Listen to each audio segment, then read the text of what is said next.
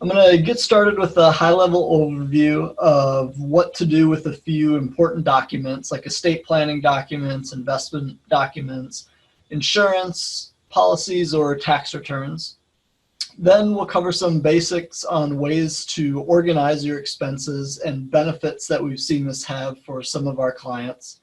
Then Quinn's going to take back over and talk about some tools that'll help you accomplish all of this and what we use specifically around the office and our homes. And lastly, he'll cover a little bit more detail on what to store, how to store it, and what you don't need to hold on to anymore. And most importantly, a few ways that we can help you from here get organized. First of all, know that we'll be emailing out a more thorough checklist for all of you at the conclusion of this webinar. We know who's logged in now, and we'll send copies to you. If you're watching this as a recording, just reach out to Quinn and I, and we can send the checklist along to you. The checklist will cover some documents that we won't talk about in this webinar, stuff like your mortgage paperwork, car titles, etc. But there are a few documents that we are more heavily involved with our clients that we wanted to be sure we cover today. First is estate planning documents. The first is your will or trust documents. These are important to have accessible in your house. Paper copies are good to have in one centrally located location with an easily accessible electronic copy too. It's also not a bad idea to have your beneficiaries or executors have a copy of these documents too, instead of having to struggle and try to find them later if they needed to. And it's nice for us to have electronic copies as well. They're something that we'll review with you over the course of our relationship to make sure your needs and desires haven't changed. And in the event that they do need to be executed, having a copy on hand helps us to get started with the process much faster. I don't want to make this just an estate planning webinar. This is more about getting organized. So since you have copies of these documents in your hand as you're getting things together, now's a really good time to check beneficiaries, check intent, and update them as required. We know a lot of times wills go decades before they're updated, and as your asset balance grows or some of your bequests outlined 20 years ago might be out of date, some charities that existed 20 years ago might not be around anymore, or you just had a change of heart. So while you are checking these items off from our checklist, now is a good time to review some of this as well. If you do need updates made, we are not lawyers. We can't draft any changes for you. However, we can review to make sure your intent is captured with any changes. And Cindy and Quinn are also notaries. So if you need any changes notarized, we can help there. Tax returns are also another big one. Hopefully in the age of electronic filing, softwares like TurboTax have kept these archived for you, but it's not a bad idea to download the PDF files and store them securely as well. The IRS has authority to look back 3 years for basic audits, so you want to be sure to have at least 3 years worth of returns along with supporting documentation like W-2s, 1099s, or receipts for any large deductions. There are scenarios where you should be sure to keep returns and supporting documents longer. Those are detailed in the checklist that we'll send out to you. This is also another good document to send to us as well if you have your hands on an electronic copy while you're getting organized. We see long-term tax planning as a big value to our clients, topics like Roth conversions, withdrawal strategies, tax loss harvesting, and having recent tax returns on file helps us a lot with long-term planning. Two more important documents that we'll cover. First, insurance policies. Obviously, policies like life insurance are very important for your beneficiary to be able to find if needed. Having a copy on hand along with the original paperwork is important. And since we are getting organized here, this is another time to review the beneficiary on the policy and evaluate if you think you need the coverage anymore. Contact us and we'll help you kind of evaluate your insurance need and see if this is still the best thing for you.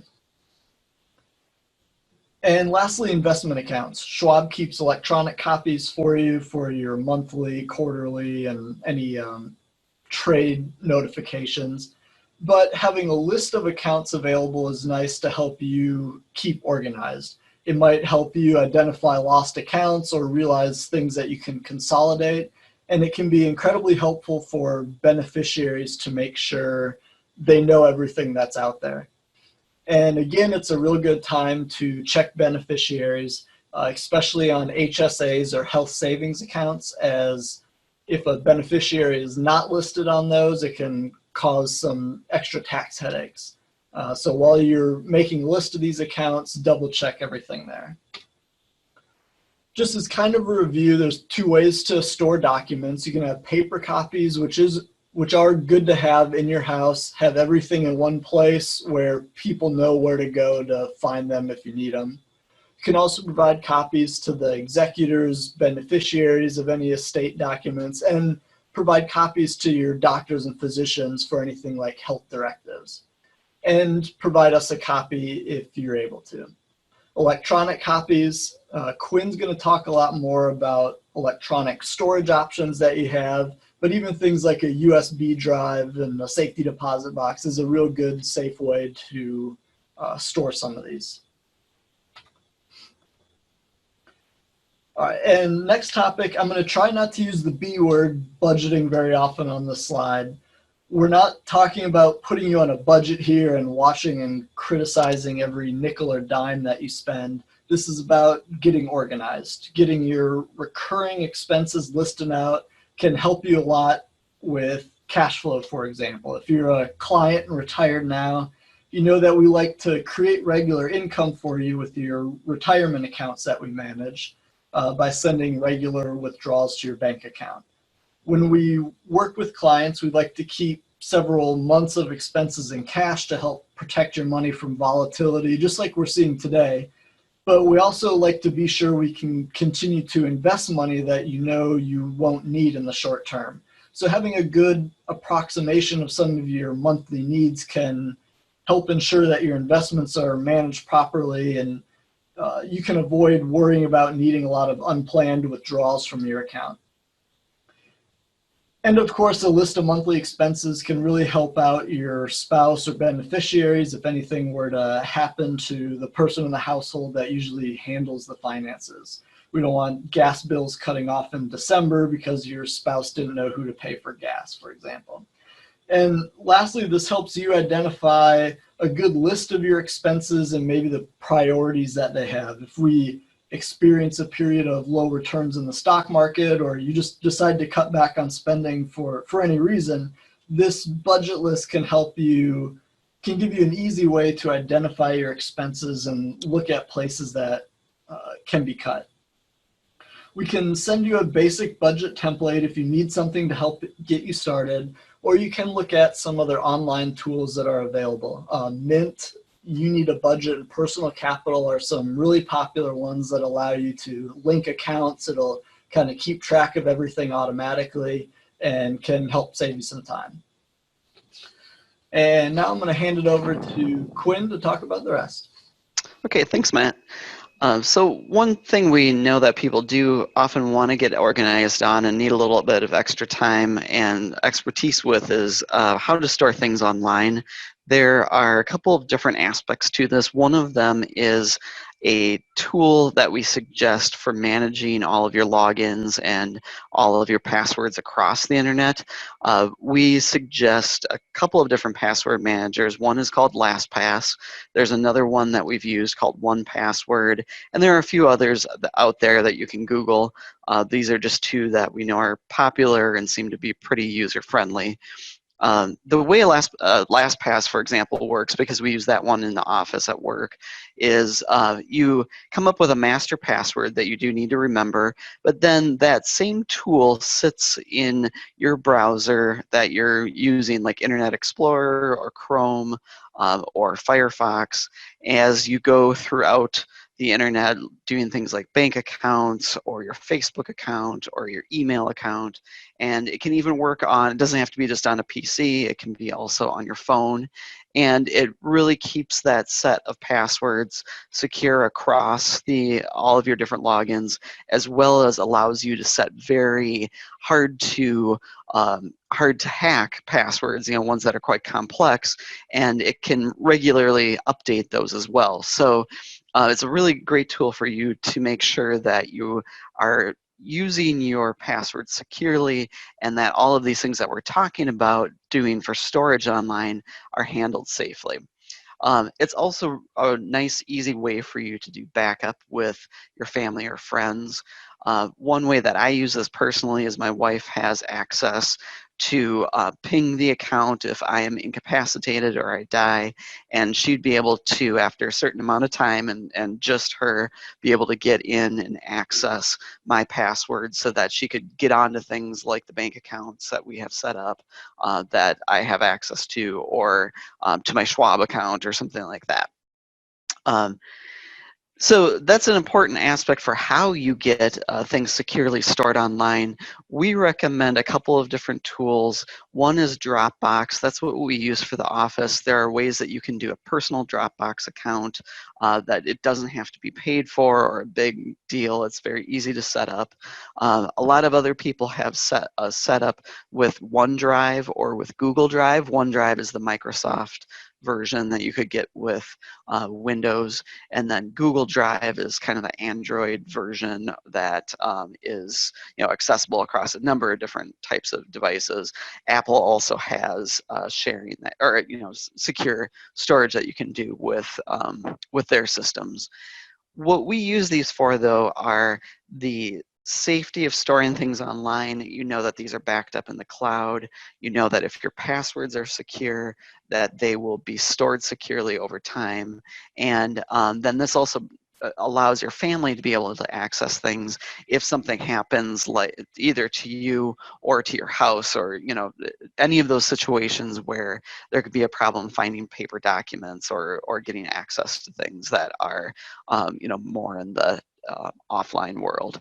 So we highly recommend these online tools and setting up some kind of online sharing. Those are great for things like photos as well that you want to keep and use over time. But we really think this is an important way for you to keep things secure, and also to be able to easily access information in the event of an emergency. Okay, next slide, Matt.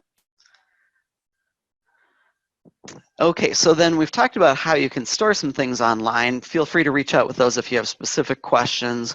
But then the question that comes up next is, what do you actually want to keep on hand, and what should you get rid of? We do know that it's important to dispose of documents over time. There is no reason to keep all sorts of sensitive or information that could be lost or stolen around forever. That's not necessary. And so a few things that you should keep on hand for a certain amount of time are tax returns, like Matt mentioned. Those are important for things like audits, or if you just need to get back and do amendments ever to your taxes. You should keep loan documents, either the original documents if you're still paying, or if you have paid it off, if it's like a mortgage or a car loan or student loans, you'll receive a letter saying that you've paid that in full. You certainly should keep things like insurance policies.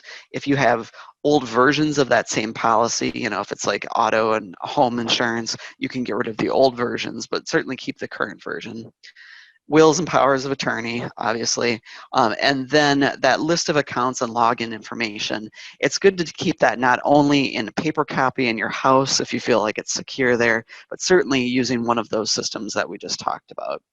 One other offer that we want to put out there for clients is that we can scan documents for you. You already know that we keep electronic copies of a lot of different records for your financial life. If there's things like your mortgage or other pieces of information that you feel like you would really want to have stored electronically and somewhere else, we can keep that. We have records retention policies because of the regulated industry that we're in. So we know that the data is quite secure with us, and so we'd be happy to keep documents like that for you.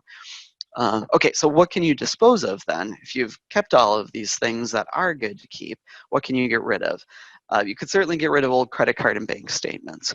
Nowadays, all banks keep an opportunity for you to get back online to old statements if you need to look something up.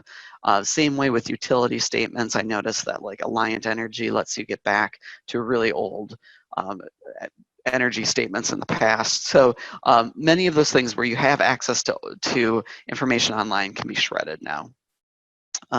Medical and insurance statements. There's some guidance on the checklist that Matt referenced. One thing that we know is that the medical industry generates a lot of paper. And after a certain amount of time, some of that is not necessary anymore to keep. The one big exception is if you're claiming medical expenses as a deduction on your taxes, or if you are using some of those expenses for an HSA, then you should keep some of those records, and that's outlined in the checklist for how long. But all of the other things, just like statements about doctor's appointments or some kind of procedure that you had done years past, can really be shredded after a year or two.